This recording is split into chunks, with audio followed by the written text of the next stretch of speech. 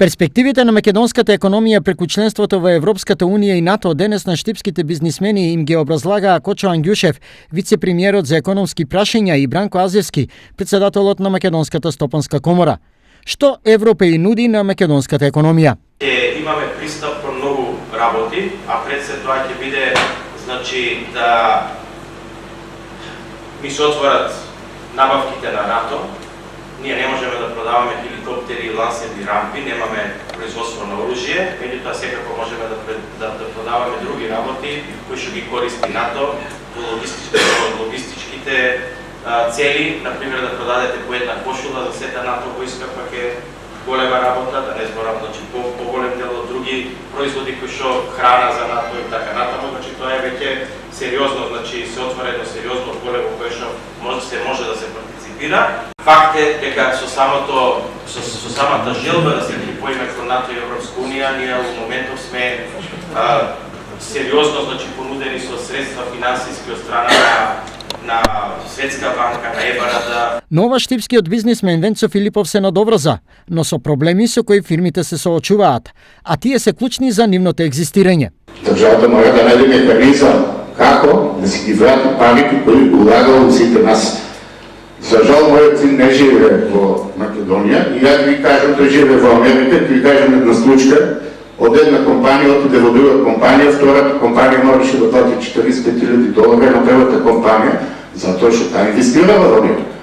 Кај мене пред 2 месеци една господица си отиде од фирмата, која мене као фирма ми кошта €10,000, некој си изведе обучен кадар за кој што сум јас улагал, а јас немам никакви можности тие пари да се ги вратат. За бројните недоследности и проблеми, забелешки имаше и вториот штипски бизнисмен Владо Нетков, кој посочи за неевропска практика и законодавство во работењето. Во целиот свет, паузата што се дава од пола сат никаде не се рачуна нити во плата, нити во ефективно работно време. Македонија имаше неколку држави го има тоа оставено од социјализмот и се уште така тече.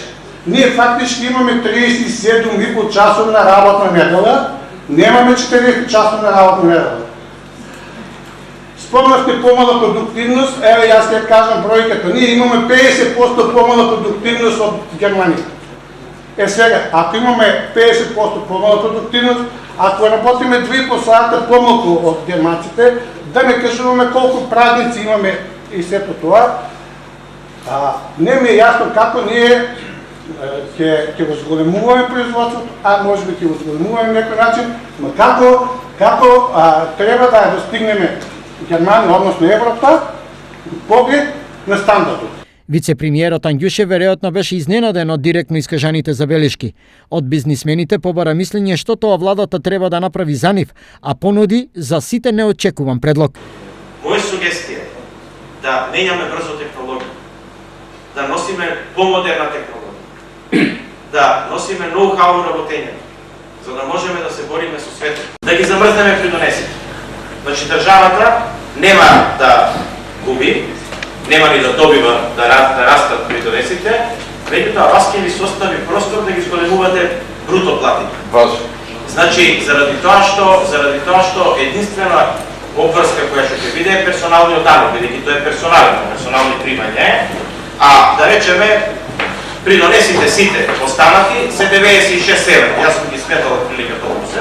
Ова е нешто кое што бизнис секторот во еден период го предлагаше исто како и потребата придонесите во текстилните и кожарската индустрија да бидат намалени заради конкурентност. Што од сето ова ќе се оствари е неизвестно, бидејќи дискусијата се води во атмосфера која речиси е изборна, а не референдумска. Од тука, освен реално искажаните проблеми од бизнис секторот, тешко е да се поверува дека ќе коинцидираат со предлогот на Ангјушев придонесите да бидат замрзнати за извесен период.